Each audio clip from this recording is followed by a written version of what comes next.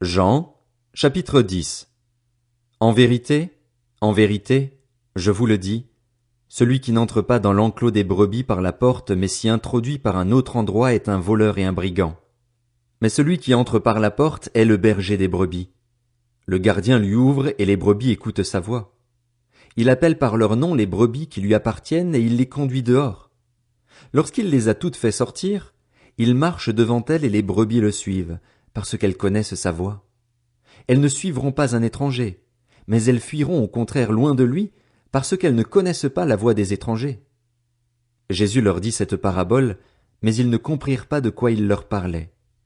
Jésus leur dit encore, en vérité, je vous le dis, je suis la porte des brebis.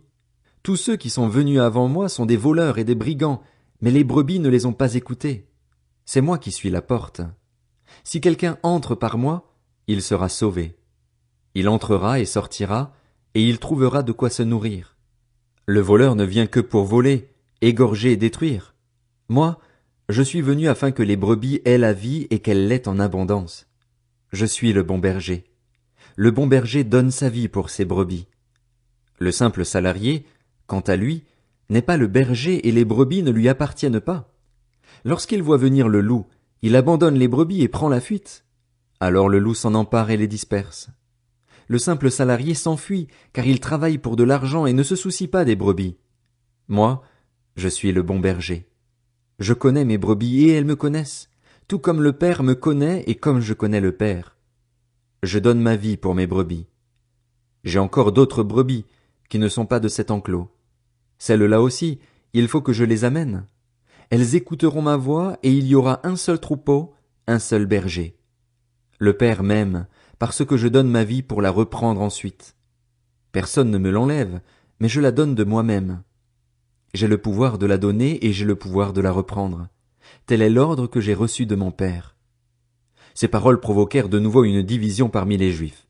Beaucoup d'entre eux disaient « Il a un démon, il est fou, pourquoi l'écoutez-vous » D'autres disaient « Ce ne sont pas les paroles d'un démoniaque. Un démon peut-il ouvrir les yeux des aveugles ?» On célébrait alors à Jérusalem la fête de la dédicace. C'était l'hiver. Jésus marchait dans le temple, sous le portique de Salomon. Les Juifs l'entourèrent et lui dirent « Jusqu'à quand nous laisseras-tu dans l'incertitude? Si tu es le Messie, dis-le-nous franchement. » Jésus leur répondit « Je vous l'ai dit et vous ne croyez pas. Les œuvres que je fais au nom de mon Père témoignent en ma faveur, mais vous ne croyez pas parce que vous ne faites pas partie de mes brebis, comme je vous l'ai dit. Mes brebis écoutent ma voix, je les connais et elles me suivent. Je leur donne la vie éternelle. Elles ne périront jamais et personne ne pourra les arracher à ma main. Mon Père, qui me les a donnés, est plus grand que tous et personne ne peut les arracher à la main de mon Père. Le Père et moi, nous sommes un. » Alors les Juifs prirent de nouveau des pierres pour le lapider. Jésus leur dit « Je vous ai fait voir beaucoup de belles œuvres qui viennent de mon Père. À cause de laquelle me lapidez-vous » Les Juifs lui répondirent « Ce n'est pas pour une belle œuvre que nous te lapidons, mais pour un blasphème, parce que toi, qui es un être humain, tu te fais Dieu. » Jésus leur répondit « N'est-il pas écrit dans votre loi, j'ai dit, vous êtes des dieux?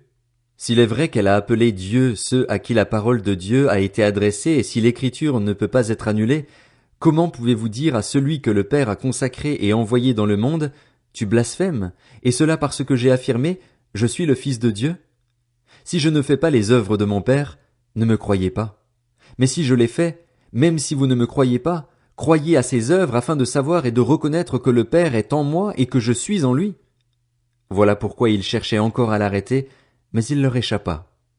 Jésus retourna de l'autre côté du Jourdain, à l'endroit où Jean avait d'abord baptisé, et il y resta. Beaucoup de gens vinrent vers lui. Ils disaient, Jean n'a fait aucun signe miraculeux, mais tout ce qu'il a dit à propos de cet homme était vrai. Et là, beaucoup crurent en lui.